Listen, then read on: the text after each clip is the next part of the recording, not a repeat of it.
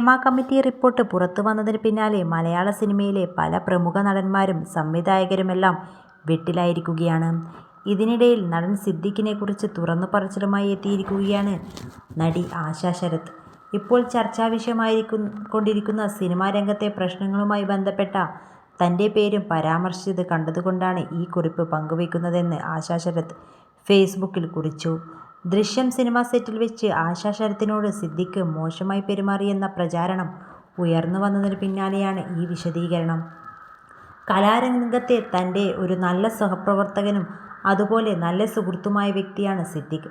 അദ്ദേഹത്തിൽ നിന്നും മോശമായതോ വിഷമമുണ്ടാക്കുന്നതായതോ ഒരു വാക്കോ പ്രവൃത്തിയോ പോലും തനിക്ക് നേരിടേണ്ടി വന്നിട്ടില്ല.